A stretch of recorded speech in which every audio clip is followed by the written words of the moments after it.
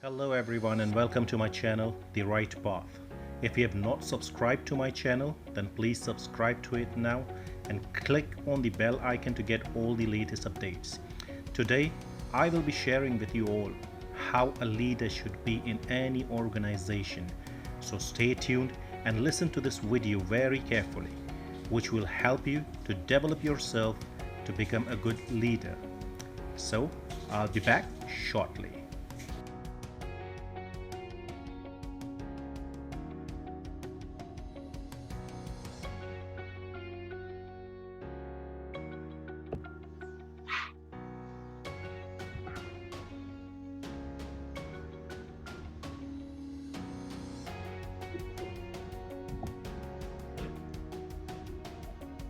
Today, everyone wants to be a boss. A bossy nature does not do any good. All it does is creates stress among the employees. It looks like to lead a team like a leader seems to be long lost in today's corporate world. Now the question is, how to become an effective leader? So today we will learn the lost art of effective leadership. So let's start with a question. What do you understand by a word leader? L, leads with confidence and integrity. E, encourages others to help achieve their goals. A, analyzes situations and gives advice. D, desires to be a role model for others. E, earns the right to be the leader. R, remains true to one's beliefs. So now, what are the qualities of an effective leader? So let's start with the first. Accountability. Accountability at every level is critical, and leadership begins at the top. Leadership without accountability is leadership without credibility. Leadership owns the outcomes of decision. Accountability is the glue that ties commitment to results. Communication. Communication is the lifeblood of leadership. Leaders communicate and communicators lead. To have a good communication, there are basic 6 rules that will help you communicate more effectively. Organized thoughts. Now, what do you understand by organized thoughts? So organizing your thoughts systematically is the first step to effective communication. You should be clear about the message that you want to convey, and it is helpful to have a framework for the conversation. Plan the conversation ahead of time. When you think through a subject, try to envision what sort of reaction you will evoke. Plan out different directions that the conversation may take and prepare your ground accordingly. Be aware of non-verbal signals. Did you know much of our communication happens through non-verbal signals? Non-verbal cues such as facial expression and tone of voice can communicate as much as 65% of what we want to say. Succinct. So what do you mean by be succinct? As they say, less is more. This holds true for leadership communication as well. Your goal in communication is to convey a message and create a certain response. Emphasize your key points simply and respond to questions directly. Demonstrate how the other person will benefit. When you show how the other person will directly benefit from your offer, you are very close to convincing them. To do this, you must highlight the rewards of your offer and explain how they will improve his or her life. The last point is be a good listener. A large part of communication involves listening. Therefore, leaders should establish a steady flow of communication between themselves and their staff or team members, either through an open door policy or regular conversation with workers. Leaders should make themselves regularly available to discuss issues and concerns with the employees. So these are the basic 6 rules if you want to have an effective communication with your team. Third point, motivation. Leaders need to inspire their workers to go the extra mile for their organization. Just paying a fair salary to employees is typically not enough inspiration, although it is important too. There are a number of ways to motivate your team. You may build employee self-esteem through recognition and rewards, or by giving employees new responsibilities to increase their investment in the company.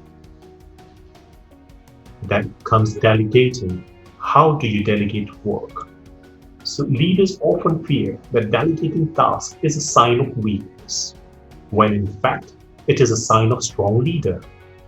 You need to identify the skills of each of your employees and assign duties to each employee based on his or her skill set. By delegating tasks to staff members, you can focus on other important tasks. So always understand that less important tasks can be delegated to your team members. More important work can be taken care of by a leader. Then comes a positivity.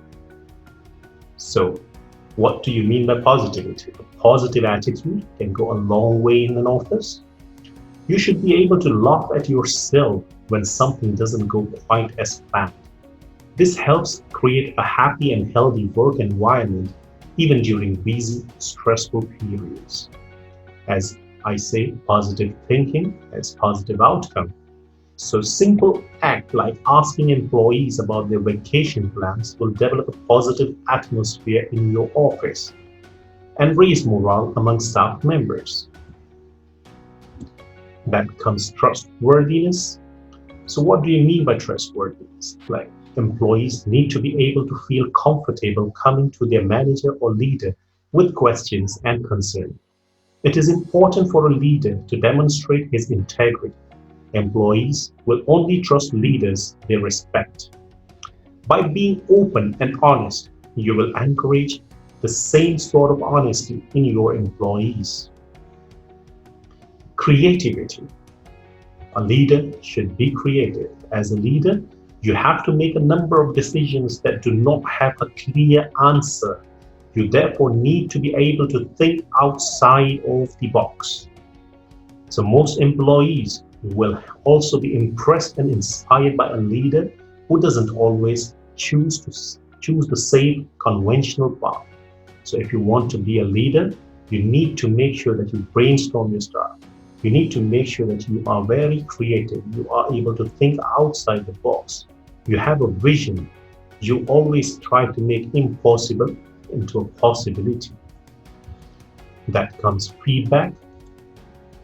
Leaders should constantly look for opportunities to deliver useful information to team members about their performance. It is very important. There is a fine line between offering employee advice and assistance and micromanaging. By teaching employees how to improve their work and make their own decisions, you will feel more confident delegating tasks to your staff. Employees will also respect a leader who provides feedback in a clear but empathetic way. Commitment. Commitment is what transforms a promise into reality, as says by Abraham Lincoln. It is important for leaders to follow through with what they agree to do. You should be willing to put in the extra hours to complete an assignment. Employees will see this commitment and follow your example. Similarly, when you promise your staff a reward, such as an office party, you should always follow through. A leader cannot expect employees to commit to their jobs and their tasks if he or she cannot do the same. So, every time you make a commitment, you make sure that you stand up to it. That comes flexibility. As said by Brian Tracy, flexibility in a time of great change is a vital quality of leadership. So mishaps and last-minute changes always occur at work. Leaders need to be flexible, accepting whatever changes come their way. Employees will appreciate your ability to accept changes in stride and creatively problem solve. So now it's time to think about success.